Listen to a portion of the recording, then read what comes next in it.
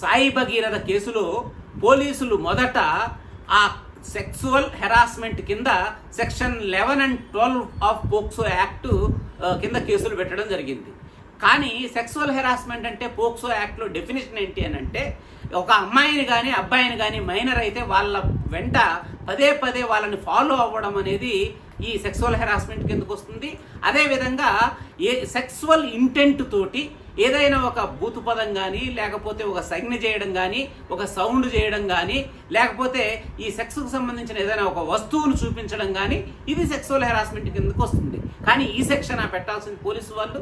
Social media మొత్తము ఆ సాయి భగీరథ ఆ అమ్మాయితోటి కలిసి ఉన్నటువంటి చాలా ఇంటిమేట్గా ఉన్నటువంటి ఫోటోలు హల్చల్ చేస్తున్నాయి సోషల్ మీడియాలో. అలాంటప్పుడు ఏ సెక్షన్ పెట్టాలా? పోక్సో యాక్ట్లో sexual assault, aggravated sexual assault అని 2 సెక్షన్లు ఉన్నాయి. అగ్రవేటెడ్ సెక్సువల్ అసాల్ట్ అంటే ఫిజికల్ టచింగ్, అంటే అమ్మాయి యొక్క పార్ట్స్ని, బాడీని సెక్సువల్ ఇంటెంట్ తోటి టచ్ చేస్తే దాన్ని సెక్సువల్ అసాల్ట్ అంటారు. అదే పనిని మాటికి చేస్తే దాన్ని అగ్రవేటెడ్ సెక్సువల్ అసాల్ట్ అంటారు. అగ్రవేటెడ్ సెక్సువల్ అసాల్ట్ పెట్టాలి అనేది మనము ఆ పోస్టింగ్ చూస్తే ఎవరికైనా తెలిసిపోతుంది. దానికి కనీసం 10 సంవత్సరాల శిక్ష కూడా ఉంటుంది. దాన్ని పెట్టకుండా 3 సంవత్సరాల లోపు ఉన్నటువంటి సెక్సువల్ హెరాస్మెంట్కి సంబంధించినటువంటి సెక్షన్లని చేర్చారు.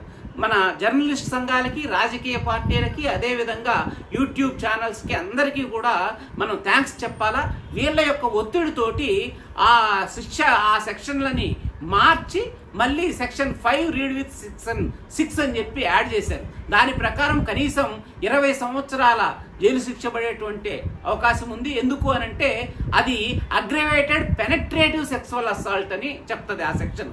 అంటే ఆ అమ్మాయి యొక్క మర్మాంగంలోకి ఏదైనా ఒక ఆబ్జెక్ట్ని కానీ, లేకపోతే పెన్నిస్ని కానీ, ఇలాంటి వాటిని ప్రవేశపెట్టడానికి బలవంతం చేసి అలా జరిగితే దాన్ని ఈ అగ్రవేటెడ్ సెక్సువల్ అసాల్ట్ కిందకు వస్తుంది. సో దానికి మినిమం 20 ఏళ్ల జైలు శిక్ష అయితే మ్యాక్సిమం డెత్ పనిష్మెంట్, మరణ శిక్ష విధించవచ్చు, లేదా యావజ్జీవ కారాగార శిక్ష. యావజ్జీవ కారాగార శిక్ష అంటే 14 సంవత్సరాలు కాదు, అతను బతికున్నంత కాలము జైల్లోనే మగ్గిపోవాల్సి వస్తుంది. చూద్దాం ఈ కేసులో ఏం జరుగుతుందో మరి.